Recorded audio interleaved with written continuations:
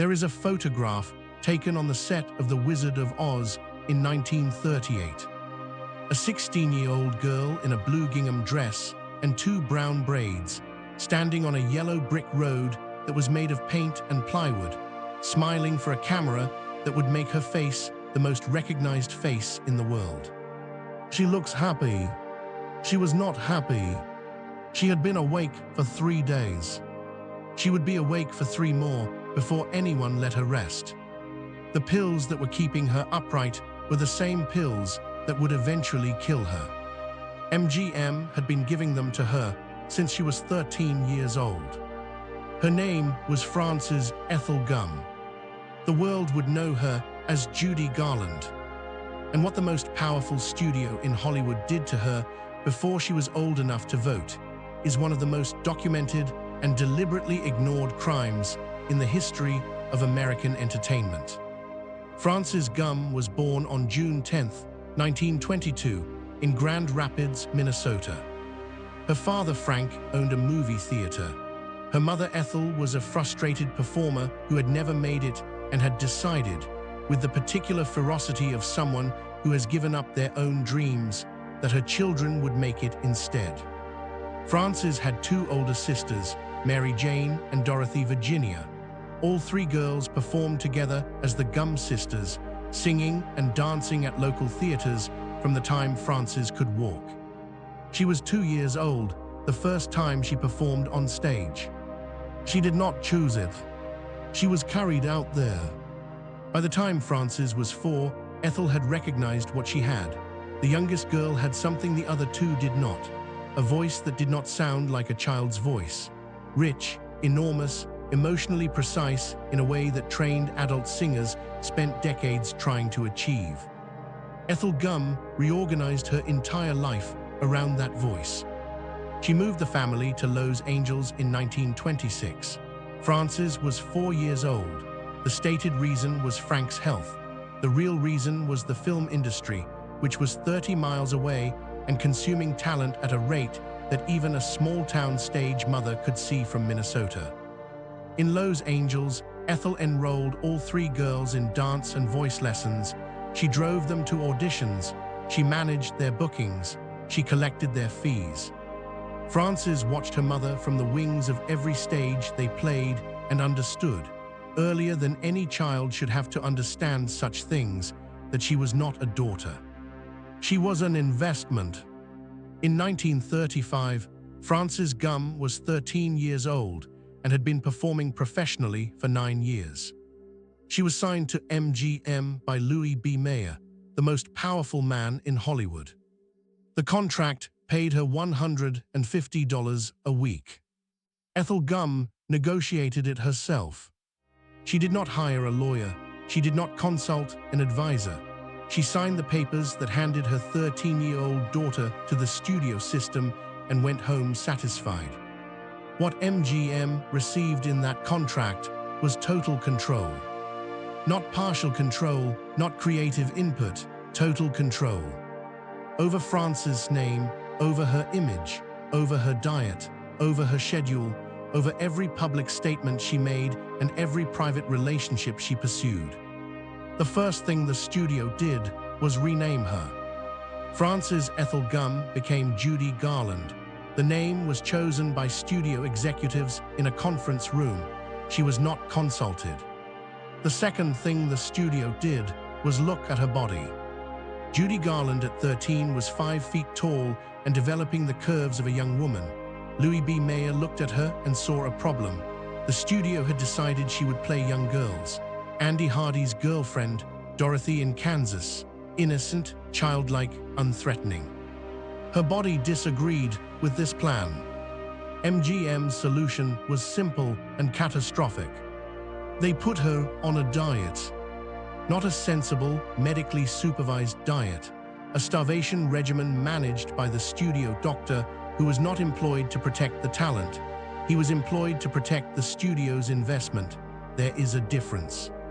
Judy was permitted to eat chicken soup, black coffee, and cigarettes. The cigarettes were provided by MGM to suppress her appetite. She was 13 years old. When the diet was not producing results fast enough, the studio introduced amphetamines. Benzedrine to speed her metabolism, to keep her thin, to keep her working. And because amphetamines made it impossible to sleep, the studio introduced barbiturates.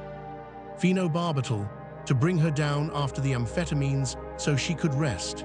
Then amphetamines again to bring her back up for the next day's filming. This cycle began when Judy Garland was 13 years old.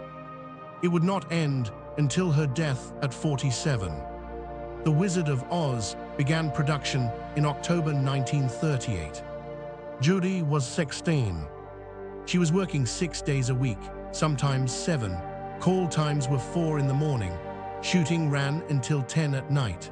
The studio kept her on the amphetamine and barbiturate cycle throughout production. When she was too tired to perform at the level MGM required, they gave her more amphetamines. When the amphetamines made her too wired to sleep between shots, they gave her more barbiturates. When the barbiturates made her groggy on camera, they gave her more amphetamines. There was a doctor on the MGM lot whose job was to manage this cycle. He kept records. Those records exist. They are in archives that researchers have accessed for decades. Nobody at MGM was ever charged with anything. The corset Judy wore as Dorothy was so tight it had to be loosened between takes so she could breathe. When she was not filming, she was recording. When she was not recording, she was doing publicity. When she was not doing publicity, she was in costume fittings or rehearsals or meetings with executives who discussed her body and her diet and her schedule as though she were not in the room. She was always in the room. She heard everything. She said nothing because she was 16 years old and her mother had signed a contract and the most powerful studio in the world owned her completely. Louis B. Mayer called Judy Garland his little hunchback. Not because she had a physical deformity, because he thought her posture was bad, because he thought her nose was wrong, because he thought her teeth needed fixing and her waist needed reducing, and her entire physical person needed to be corrected before it could be presented to the American public. He told her this to her face. Regularly. He called her his little monster on the days he was feeling affectionate. Judy Garland later described Mayer as a man who could cry on cue during contract negotiations, who would invoke his mother, invoke God, invoke the honor of MGM and the trust of the American public, and then the moment you signed the paper he wanted, the tears stopped and he moved on to the next piece of business. She was a piece of business. MGM spent enormous resources on her: voice coaches, dance coaches, acting lessons, wardrobe, photography, publicity. They built Judy Garland from the raw material of France's gum with the same industrial precision they applied to sets and costumes and lighting rigs. And like sets and costumes and lighting rigs, they expected her to perform on demand. No days off for illness, no accommodation for exhaustion, no acknowledgement that the instrument they were pushing past its limits was a human being with a nervous system that could break. She tried to tell them. In 1941, when she was 19 years old, Judy Garland had what the studio called a nervous episode on the set of Babes on Broadway. She could not stop crying. She could not explain why. She sat in her dressing room and could not make herself go back to the set. The studio sent a doctor. The doctor gave her something to stabilize her. She went back to the set. The scene was completed. The studio noted in its internal records that Miss Garland had experienced a mild emotional disturbance and had recovered quickly. They increased her workload the following week. In 1945, Judy Garland married Vincent Minnelli. He was 32, she was 22. He was her director on Meet Me in St. Louis, which had been the best thing she had made since The Wizard of Oz. He was gentle with her on set in a way that MGM had never been. He saw her as an artist rather than a commodity. In 1946, their daughter Lisa was born. Judy later said that the birth of Lisa was the first time she had felt entirely real since she was a child, that holding her daughter was the first time she understood that her body belonged to her and not to MGM. The studio gave her 6 weeks of maternity leave. Then they called her back. She was not ready. She told them she was not ready. They told her the production schedule could not accommodate her recovery. She went back. By 1950, the cycle had completed its work. Judy Garland was 28 years old and had been on amphetamines and barbiturates for 15 years. Her nervous system was damaged. Her sleep was destroyed. Her weight fluctuated wildly as the pills she had been given since childhood fought each other inside her body. She was late to sets, she missed calls, she disappeared for days. MGM responded by suspending her without pay, then by cutting her salary, then by replacing her on productions she had been scheduled for. Annie Get Your Gun, Royal Wedding, she was removed from both. In 1950, MGM terminated Judy Garland's contract.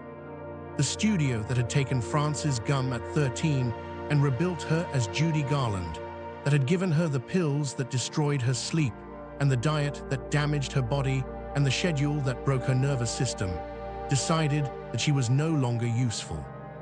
They had extracted everything they needed from her. Now she was a liability. The contract was terminated. She was 28 years old. She had been working for MGM for 15 years. She received no severance, no medical support, no acknowledgement of what the studio's practices had done to her health. She was simply released, like a piece of equipment that had worn out. What happened next is one of the most remarkable stories in the history of performance. Judy Garland, discarded by MGM at 28, built herself back. Not completely, not without cost. The pills were still there and they would always be there. The damage to her nervous system was permanent. The sleep that the barbiturates had first suppressed and then destroyed would never fully return. But the voice was still there. In 1951, she played the London Palladium for 4 weeks. The British public, who had no investment in the story MGM had built around her, no memory of the child star and the studio contract and the nervous episodes on set, simply heard what she sounded like and responded. Every night she received standing ovations before she had finished the first song. She returned to New York and played Carnegie Hall in 1961. The recording of that concert is considered by music critics to be the greatest live album ever made. She was 38 years old. She had been on pills since she was 13. She was still, on her worst days, the most gifted performer of her generation. The cruel irony that history placed at the end of Judy Garland's story is this: MGM destroyed her to make her useful. They kept her thin with starvation and cigarettes. They kept her working with amphetamines. They kept her controllable with barbiturates. They corrected her nose and her teeth and her posture and her name and her body until she was the version of herself that they could sell. And what they sold was a fantasy of innocence and warmth and emotional openness that the real Frances Gumm, the girl they were busy destroying in order to create it, could never have produced. The thing that made Judy Garland's voice unbearable in its beauty was the pain behind it. The pain behind it was the pain MGM had put there. They built the instrument by breaking the person. And then, when the person broke in ways they could no longer manage, they threw her away. The voice that sold 100 million records and filled Carnegie Hall and made grown men weep in theaters around the world was the direct product of what they did to a 13-year-old girl in 1935. They never acknowledged it. Nobody was ever charged. The studio's records are in an archive in Los Angeles.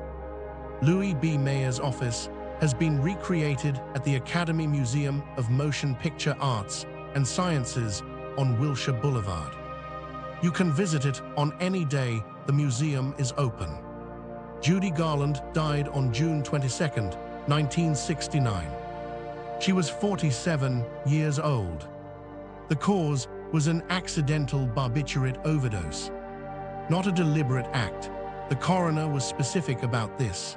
The level of barbiturates in her system was consistent with her normal prescribed dosage, the dosage that had been managing her damaged nervous system for 30 years. Her body had simply absorbed all it could absorb. She had been taking those pills since she was 13. Liza Minnelli was 23 years old when she identified her mother's body. She had spent her entire childhood watching MGM's work finish what MGM had started. Judy Garland was inducted into the Grammy Hall of Fame. She received a Special Academy Award at age 8 for The Wizard of Oz, a miniature Oscar presented to her because they could not give the real award to a child. She was nominated for the Academy Award for Best Actress for A Star Is Born in 1954. She did not win. The role required her to portray a performer destroyed by an industry that used her up and threw her away. She did not have to research it. There is a record, there is a photograph taken on the set of The Wizard of Oz in 1938 from the Carnegie Hall concert. Between songs, Judy Garland speaks to the audience. She is 38 years old. She has been on pills for 25 years. Her marriage to Vincent Minnelli ended in divorce. Her subsequent marriages have all ended the same way. She is performing because performing is the only thing MGM did not manage to take from her. She says to the audience simply that she is happy to be there. The audience responds as though she has said something that has saved their lives. She had. She just could not save her own. Did you know what MGM did to Judy Garland before she was 20?